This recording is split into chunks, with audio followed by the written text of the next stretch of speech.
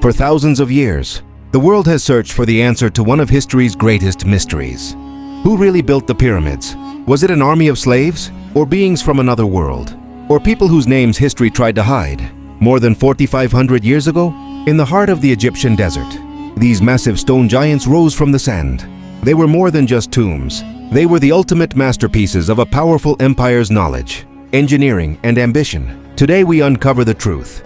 Who actually built the Great Pyramids of Giza, the monuments that still keep scientists awake at night? In the heart of Egypt's vast desert, not 1,000, not 2,000, but almost 4,500 years ago, a construction began. A creation so precise, so mysterious, so massive, humanity has never again achieved anything like it. This wasn't just a tomb. It was the pharaoh's pride, power, wisdom, and the boldest engineering dream of an ancient civilization. This is the story of how the Great Pyramids were built.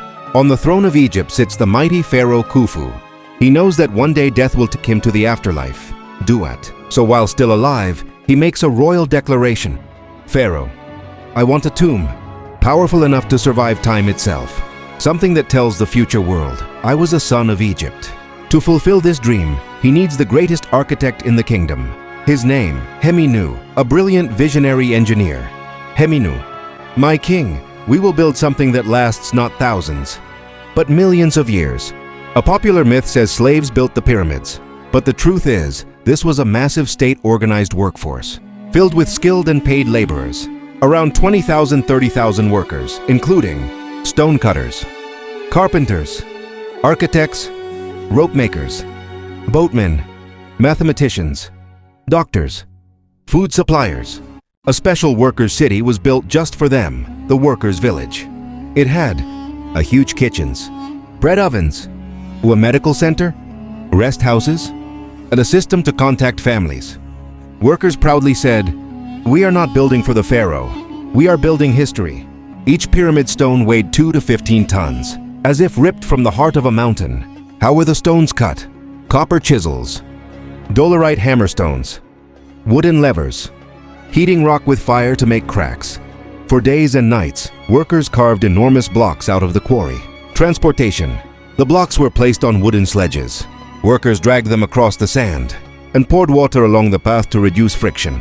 This technique is scientifically proven today. Then the stones were loaded onto boats and floated down the Nile to the construction site. A special port was created, timed perfectly with the river's tides. The Giza Plateau became a gigantic construction site. Dust covered the sky, and the sound of hammering echoed across the desert. Heminu designed enormous ramps through which the stones were dragged upward. Types of ramps believed to be used. 1. Straight ramp, rising directly from the front. 2. Spiral ramp, wrapping around the pyramid. 3. Internal ramp, a hidden passage inside the pyramid.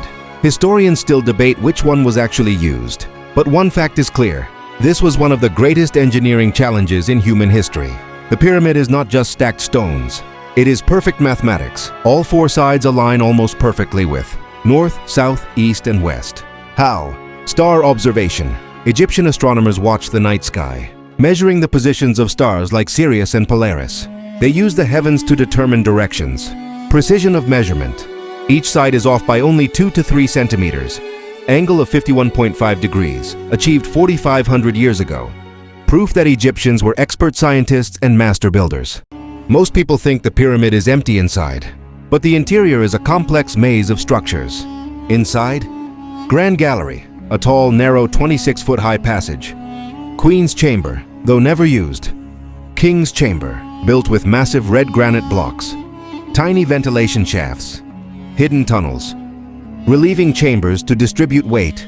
The pharaoh's body rested in a granite sarcophagus. It was believed that from here, his soul would rise toward the heavens. Chapter 7, The Final Stone, 15-17. After 20 years of relentless labor, the Great Pyramid finally stood complete. Heminu oversaw the placement of the final capstone. Thousands of workers watched, their eyes filled with pride. A worker whispered to his young son, "See that stone we lifted today? People from every corner of the world will come to see it thousands of years from now." The pyramid survived 4,500 years because perfect directional alignment, precise stone joints, dry desert climate, strong limestone core, advanced architectural principles.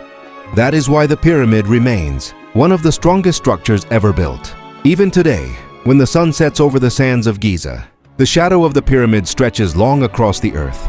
And we are reminded, when humans dream boldly, their creations can outlive time itself. This is the timeless, immortal story of how the pyramids were built.